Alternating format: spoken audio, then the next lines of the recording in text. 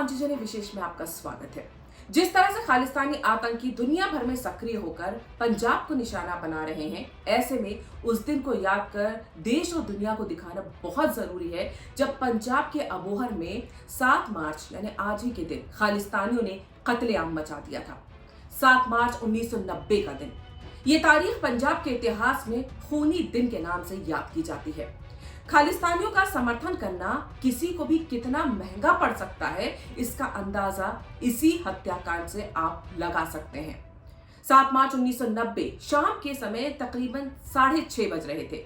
अचानक सड़कों पर तेज धमाके की आवाजें सुनाई देने लग गई। लोगों को लगा कि जैसे पटाखे फूट रहे हों, लेकिन कुछ देर बाद लोगों की भीड़ सड़कों पर भागती हुई नजर आई। ये भीड़ जोर जोर से चिल्ला रही थी। वो कह रहे थे, बंदे मारते, यानी वो बंदों को मार रहे हैं, भागो। भागते लोगों का कहना था कि भागो, वो लोग गोलियां मार रहे हैं, वो लोगों को बुरी तरह मार रहे हैं, मतलब कि अपनी जान बचाओ। और भागो भागो करते हुए ये लोग सड़कों पर बेतहाशा दौड़ते हुए अपनी जान बचाने के लिए भाग रहे थे। कुछ ही देर में सड़कों पर खालिस्तानी कमांडो फोर्स के 10 आतंकियों ने बाजार में कोहराम मचा दिया।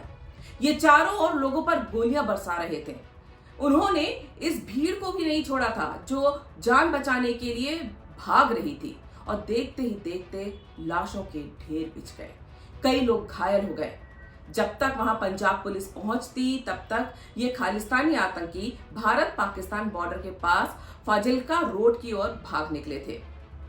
इस पूरी घटना के बाद पंजाब पुलिस पर उस समय काफी सवाल खड़े हुए थे। कहा जाता है कि घटना के 40 मिनट बाद पुलिस निकली थी, और जिन खालिस्तानी आतंकियों की छानबीन करने की वो कोशिश कर रही थी वो तो पाकिस्तान की ओर निकल चुके थे। तब तक खालिस्तानी आतंकी वहां पर अपना आतंक मचाकर जा चुके थे जब पुलिस वहां पहुंची थी। खालिस्तानियों ने 32 परिवारों के घरों को उजाड़ दिया था। खालिस्तानियों के आतंक का शिकार हुए घायल और उनके रोते बिलखते परिजन खालिस्तानियों और वहां की सरकारों को कोस रहे थे।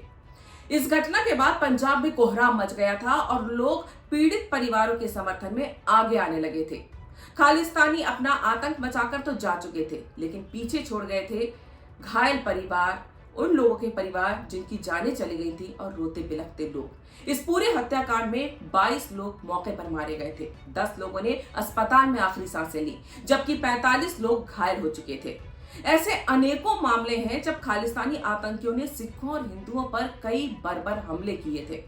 अबोहर की घटना के बाद कई संगठन आगे आए।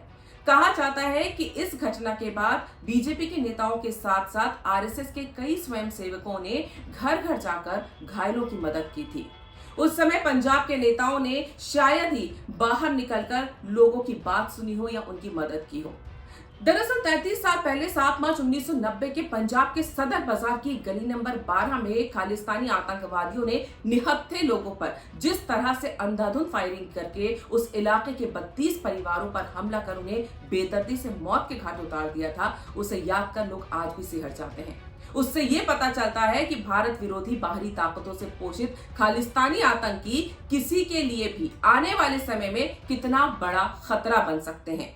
आज के दिन ये खालिस्तानी आतंकी बाहरी देशों में रहकर भारत विरोधी फंडिंग के सहारे अपने परिवार को तो पाल लेते हैं, लेकिन भारत के खिलाफ षड्यंत्र रच रहे हैं और आने वाले समय में पंजाब में कुछ ऐसी ही गतिविधियों को पैदा कर सकते हैं। ये आशंकाएं लगातार जाहिर की जा रही हैं, जो कि पंजाब के लोगों को शायद किसी भी सूरत में मंजूर नहीं होंगी। जब से पंजाब में आम आदमी पार्टी की सरकार बनी है, तब से ही पंजाब में खालिस्तानी तेजी से सक्रिय हो गए हैं, ये हम सब देख रहे हैं। पूरी दुनिया में भारत विरोधी फंडिंग के सहारे पंजाब में इस समय आतंकवाद को बढ़ावा दिया जा रहा है। ये जानकारी खुफिया एजेंसीज को भी मिल रही है। मोदी सरकार के कश्मीर द्वारा कश्मीर में आतंकियों की कमर तोड़ने के बाद अब भारत विरोधी सारी ताकतें खालिस्तान के नाम पर पंजाब को तोड़ने में लग गई हैं।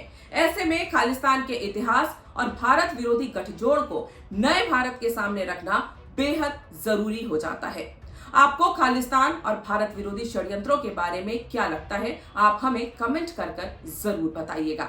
और आपको हम ये भी बता दें कि आने वाले एपिसोड्स में हम आपके लिए ऐसी ही कुछ और जरूरी रिपोर्ट्स लेकर आएंगे, ताकि सच का सामना आप भी कर पाएं। तब तक के लिए नमस्कार। हमें कमेंट करके अपनी राय जरूर दीजिएगा। जय हिंद।